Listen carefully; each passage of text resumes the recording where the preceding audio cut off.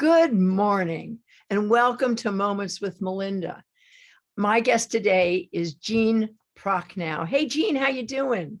Excellent, Melinda. Thank you very much. I'm looking forward to speaking with you today. Well, I can't wait to hear all about you and your new book. Let me tell my viewers a little bit about you because you are a formidable human being. And so let me share with them who Eugene Procknow is. Gene was a former management consultant with one of the largest global consulting firms. He established a second career as a writer and a historian of the American Revolution. Since 2013, Gene has authored 20 scholarly articles for the prestigious peer-reviewed Journal of the American Revolution. For 7 consecutive years running, at least one of Gene's essays has been selected for the print edition of the annual volume of the Journal of the American Revolution. Gene hosts and curates a website helping casual and professional researchers locate diaries and memoirs and other Revolutionary War sources. And that website is www.researchingtheamericanrevolution.com, all spelled out. Is that about right, Gene? Does that sort of cover? Well, thank you. That's a very gracious introduction, Melinda. But I also want to add that you do live in Washington, D.C. with your wife and your 2 sons. So share with my viewers, Gene, a little bit about your life growing up and your childhood. Well, I was a son of a corporate vagabond. So my father traveled all over the country for his work, and he moved all over the country to work. So I was born in the Midwest, lived several places in the Midwest, and then moved to the South. At one time, I had a thick Southern accent, believe it or not. And then I moved up to the Northeast and lived in the New York City area. And from there, we actually kind of fell in love with Vermont. So I never really lived in Vermont, but I spent a lot of time in Vermont on skiing, on vacations, and just roaming around the state. So kind of all over the place. So I don't really have a place I consider necessarily my home, but my home is with my family. And you come to Vermont quite often. Tell us a little bit about what inspired your love of history, and especially the Revolutionary War period.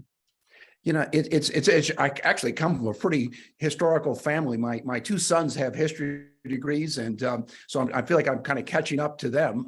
And you learn from your children, and I certainly did. But I lived for a time in Boston, and if you live in Boston, you can't hardly help but know about history and get immersed in history. And that's where I first really got interested in the American Revolution. And I'm actually most interested in the battles are interesting, but the most interested in the kind of the social aspects of the revolution and the people and what it was like to live there, because I think we often neglect that. And so that's really what got me interested into delve behind the battles to find out what was it really like to live back then. And you went from a sort of a corporate job where you just sort of left that and dove into being a very notable historian. What inspired you to become a writer and leave your day job? Well, a couple of things. One is as my day job, as you mentioned, I spent 38 years as a business advisor helping companies. I work for profit, nonprofit organizations, public organizations. I work for states, local hospitals, and the federal government. But I help them with business problems and organizational problems. And what I really like is analyzing kind of what's happened, why things happen. And that's really the core of a historian. You want to find out why things happen. And history always has some relevance.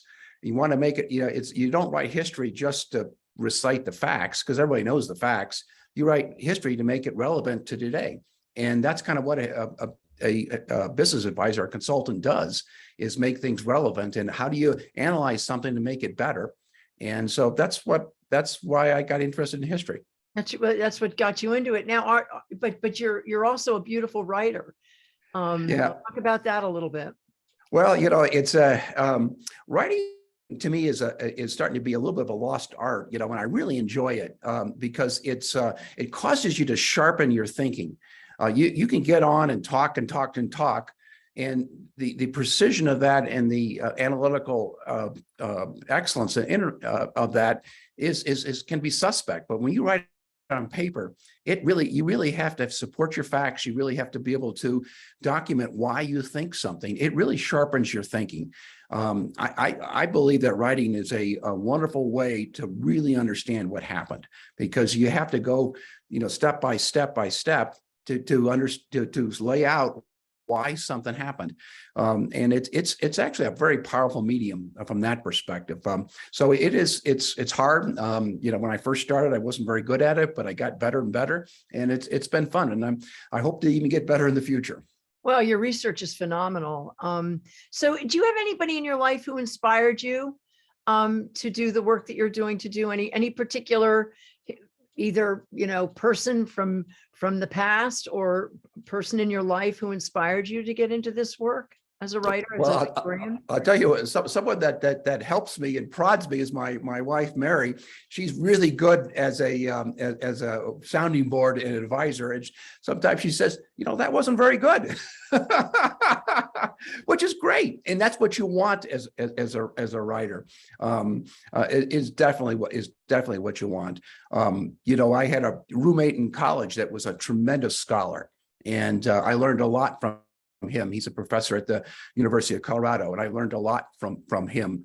And I have several friends that have had second careers, and that kind of gave me the beacon, the light to be able to move on to something different. I really think that if you keep doing the same old, you'll be the same old. And I want to be the young person. Well, here. Well, I'm sure you and Mary are. Well, hats off to Mary. For being your muse and for being the power, the power behind the man. So let's talk about your recent book, William Hunter, Finding Free Speech. Now, let me tell my viewers that William Hunter was a British soldier's son who became an early influential American. Now, you write in your book that William's life story is a remarkable example of embracing adventure, overcoming challenges, and taking prudent risks. He gleaned valuable life lessons from his varied non-traditional background. Now, everyone might not get to grow up on 2 continents, to reside in 3 national capitals, and to learn multiple languages, but William Hunter's experiences in adapting to and thriving in numerous cultures are a potent reminder, and this is from you actually wrote this, a potent reminder that these skills are critical to succeeding in the increasingly tight-knit 21st global community. So tell us a little bit about why you wrote this book about William Hunter, and tell us. Okay, well, I love talking about the origin story of this book because in a word, it's just serendipity. I was invited, my wife and I were invited to a dinner party in our neighborhood in Washington. And as you know, you go to a dinner party, they never seat you next to your wife, right? So you sit next to someone you don't know, right? And so I sat next to a very nice woman, and as things go, you ask, what do you do? And I said, I was an historian of the American Revolution. And she said, we have a diary in our family possession. We don't know much about it, but I think it's about the American Revolution. Would you like to go look at that diary? And boy, I jumped at that chance. And what I found was an unbelievable document. It's a one of a kind. It's written by a child of a British soldier during the American Revolution. It's written in beautiful 18th century handwriting, just gorgeous 18th century handwriting. And it talks about basically the first 25 years of this boy's life. But the unique thing about it, Melinda, was there was no name in the diary. And so I had to figure out who was the author, and I had to authenticate the diary because you don't know. I mean, fakes happen all the time. So I had to authenticate the diary and find out who it was. And so that was really got me started with this book, because it was an intriguing problem to solve, which I ended up doing. And I ended up establishing that the author was a William Hunter. He was actually born in the United States. He was born in New Brunswick. His father was a member of the 26th Regiment of Foot, a sergeant in that British regiment. His mother came over with a father in 1768, so before the war. William was born while they were stationed as a garrison in New Brunswick, New Jersey. So he was here before the war. So in many ways, he was a British subject. like most everybody was in the colonies, but he was born American, but his father was fought in the war against the Americans. And so that really intrigued me. Fascinating. William Hunter lived a long 86 years from the War of Independence to the American Civil War. Most people didn't live that long. And so tell us a little bit about his long life. And I also want to ask you, I'm sure this woman who you spoke to was thrilled that this book came out of that serendipitous dinner party that you had where you were seated next to this woman. I mean, that kind of stuff is really rare, and it's so exciting when it happens that way. Tell us a little bit more about William Hunter. Okay, well, I'll start with your second question, then I'll fill in the story of William. The family is really excited because I was able to put together genealogy between William Hunter and the family today. And the family today is a very large family. There's, maybe 50 people that have some kind of interest in this family. So it's a very large, it's kind of spread out. So this William Hunter, it's like every other early colonialist in the United States, the family, grows. And so they're very excited. And we uncovered some things about the family that they didn't know. A lot of things they didn't know about the family. And even some of William Hunter's descendants have some unique interests, which aren't in the book, but the family really enjoyed. So the family has really been wonderful to work with. And I can't say enough good things about that. William Hunter's story is during the Revolution, his father was stationed in Montreal. And when the Americans invaded Canada, his father was stationed at Fort St. John, just north of the Vermont border. And during that battle, Richard Montgomery captured the fort, and William's father, John Hunter, was egregiously wounded, just scalded. It's just a horrible wound. He was near a keg of gunpowder. So wherein all the British soldiers and their families, basically there were 263 women and children with these soldiers. So more family members than there were soldiers, if you can believe that, went into captivity, and they were sent to Lancaster, Pennsylvania. But William's father was too ill to travel, so they spent the winter in Fort Chambly here, the masonry fort that just a little further north of the Vermont border. But then when his father got better, they went to Lancaster. His father then fought in several more battles because he was exchanged. They spent a year in captivity, was exchanged, fought in several more battles. And then his father got what they called back then worn out. Which means that to be a soldier back then, you have to be able to march 30 miles a day and, and carry a 90-pound pack and fight battles and build log structures and all that. He just lost that ability. So he was sent back to Britain on a ship in a big convoy. And then, believe it or not, a big storm came up, blew the convoy apart. And as William's ship approached the English Channel, a French privateer captured him. And so they spent another year in a prisoner of war camp in Le Havre, France, in Brittany. And so then again, his father was exchanged. And then William traveled to London. Then he went to several other places where his father was moved around on a recruiting mission to recruit soldiers to come to the United States. And then it came time for William to strike out on his own. And his father wanted him to become a soldier. His mother said, no more soldiers. This is too harsh of a life. So he became a printer. He apprenticed himself as a printer. And back then, England had a lot of disruption between religious factions and the French Revolution. There were a lot of issues with free speech. And so William became a disciple of or a follower of Joseph Priestley, the guy that invented or discovered oxygen and did the club soda. When he became oppressed, William says, I want to find free speech. So he moved to the United States.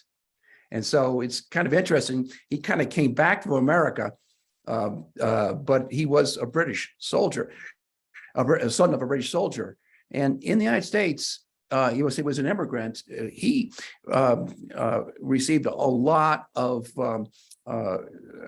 discrimination because of his background. So, which we wouldn't think today of any English person being discriminated in the United States, but he was back then. Of course, yeah, I would think so back then that might happen.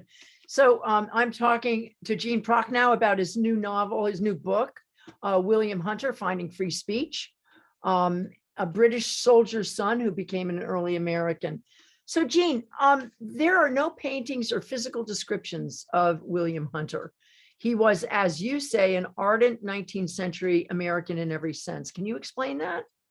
Well, and it's and I really have to get people's mind to go back into the 19th century and not in our 21st century perspective, because he fought for free speech. He was a follower, a supporter of Thomas Jefferson, Andrew Jackson. He helped Andrew Jackson get elected president, served Andrew Jackson presidency. He was a business person. He built businesses. He went out of business with the various panics and depressions that happened, recessions that happened back then. But he also had social views which reflect the society of that time. He published very, very stridently anti-slavery editorials in his paper, while at the same time employing slave people in his businesses. So he had these conundrums back then. So it's, if you look at one part of it and say, boy, this guy was really an early abolitionist, then you look at him as being a slave owner. And so, this judgmental thing is hard. You can't really do. You have to put it in the context of their time. It was the people were wrestling with this, and I think he was wrestling with this. How do you deal with this? How do you end this horrible institution?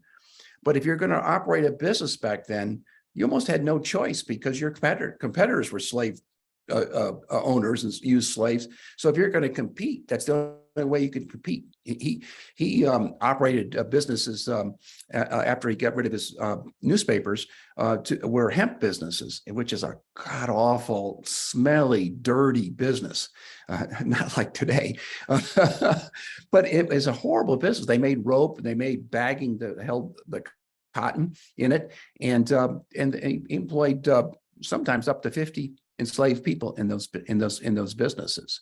But yet at the same time wrote anti-slavery editorials in his paper. That's so interesting. He also had little regard for Native Americans as well, and that, I mean, that seemed to be a common theme with it during that time too. And it was horrible. Yeah, he moved to Kentucky pretty much after the Indian Wars had just finished, within a year or two of the Indian Wars finishing there, and they really had basically nothing good to say about Native Americans. It was really kind of a genocide. It was a genocidal type view here that they wanted to either kill them or push them west. And that's what they did. And it was really a land grab. William Hunter didn't speculate in land, but most of his compatriots speculated land. They bought and sold land. That was the biggest advertiser in his paper was land sales and land speculators. So that's really what funded the newspaper in his advertisements. That's what made him his money. So you have a section in your book on chapter 22 where you say, why is William Hunter's life relevant today? So can you share with my viewers why, and what would he say about these times in the 21st century global community? And do you see some similarities from that period to our American political scene today? Well, I appreciate you bringing that up, because one of the things that we always think about American history, we call it American history, and it really isn't American history. It is really a global, we're part of a global history. I mean, he competed, his businesses competed with hemp manufacturers all over the world. His newspapers, well, you read those newspapers, there's no local news in those newspapers. It's all international news. These people knew what was going on around the world. It was a global community, just like it is today. We're a global community. And they'd actually send ships down the Kentucky River to the Ohio River to the Mississippi River over to Europe and back, that trade route. So it was a global economy, just like it is today. The other thing that to me that it's important is that immigration is hugely important to us today. And this is a story of an immigrant doing well. And this is a story of an immigrant making a huge contribution. He was a community leader. He established schools for both men and women, which was very unique back then. He established dams and buildings and roads, and he worked on commissions to do all those kinds of things. So the idea of people investing in their communities is something in helping the communities grow and develop. That's something that resonates really well today. And I also think he was in the newspaper business. And if you think the newspapers are biased today, they were really biased back then. He supported Thomas Jefferson and Andrew Jackson, and he was against the Federalists like John Quincy Adams and John Marshall. And you cannot go down the middle. Just like today, you have one on one side, one on the other side. It was even worse, I think, back then. So William Hunter, you say finding free speech. Was that through his newspaper work? His newspaper? Yes. And to me, that's yeah. I'm sorry. That's really one of the fascinating parts of his story. He came to the United States because he didn't think he could get free speech. He was being discriminated against in Britain. He could not say what he wanted to say in Britain. He wanted a republic form of government. Britain had, at that time, a constitutional monarchy. And so he came to the United States for that. And then when he gets here in 1798, just after he emigrates to the United States, John Adams passes the Alien and Sedition Acts, which is probably one of the most egregious interferences with free speech we've ever had in the United States. It basically outlawed criticizing the government. I mean, we would put half of our country in jail if we had that law today, because it was very egregious. And he published, the law was passed and enacted in June 1798. And a couple of weeks later, he wrote the first editorial which opposed those acts. And that editorial, when he wrote it, he knew he could have been prosecuted under the act for opposing those acts. And in fact, Adams's administration, several of the people actually recommended to John Adams that they prosecute Hunter for writing that article. And so he faced, think about the courage that it takes. He faced the loss of his paper, the loss of his livelihood, going to jail, and what that would do to his family. The loss of his life. His life. And so, I mean, it's just horrible. And he did that courageously. Now, fortunately for him, and this is another Vermont connection.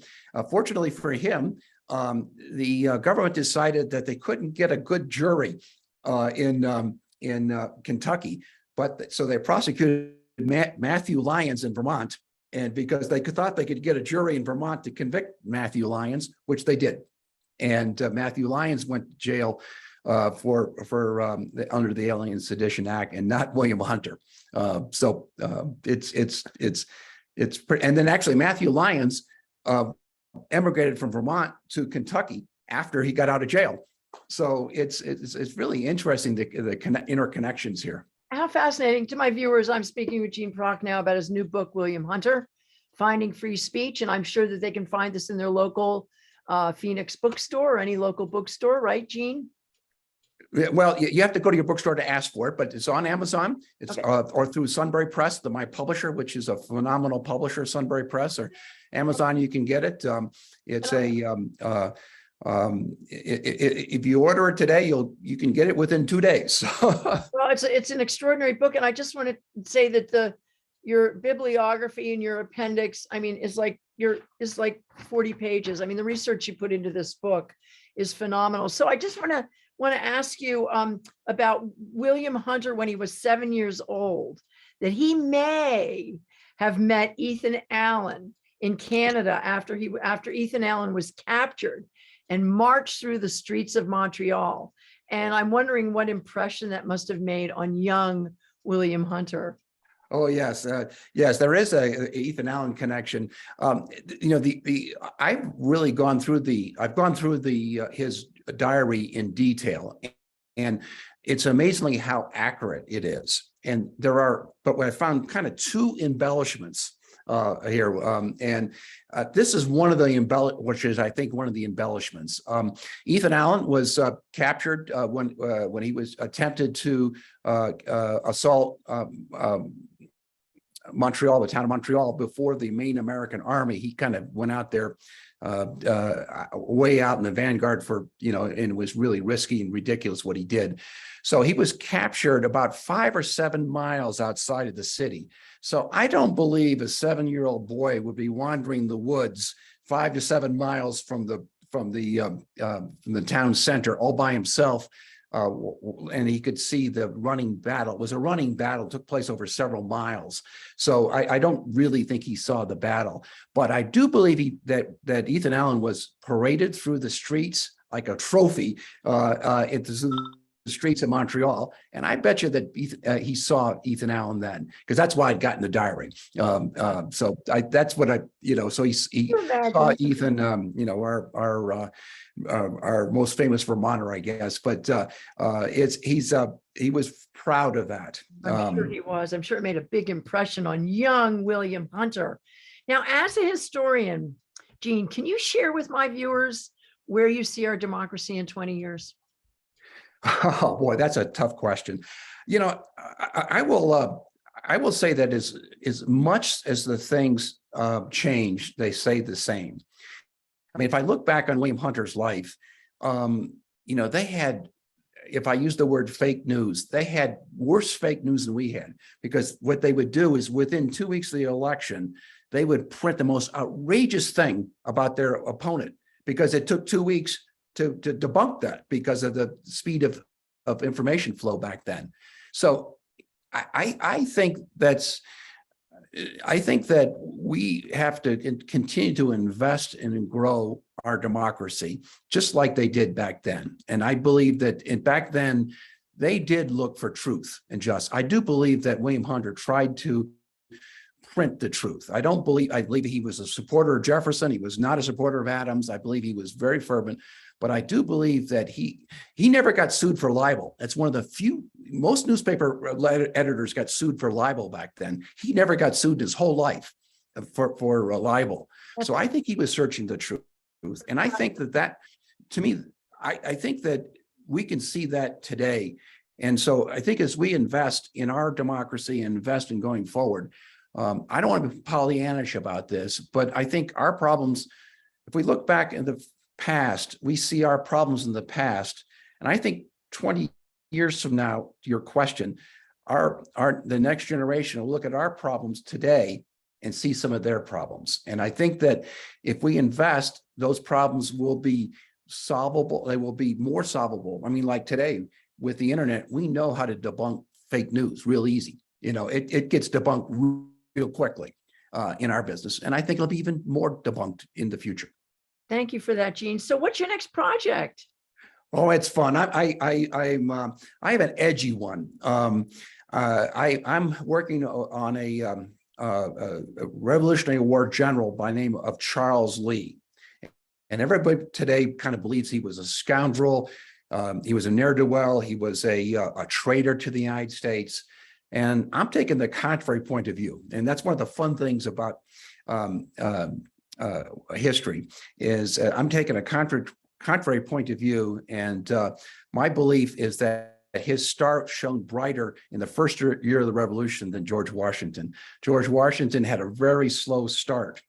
Now, where he finished was a tremendous place, obviously, in our history.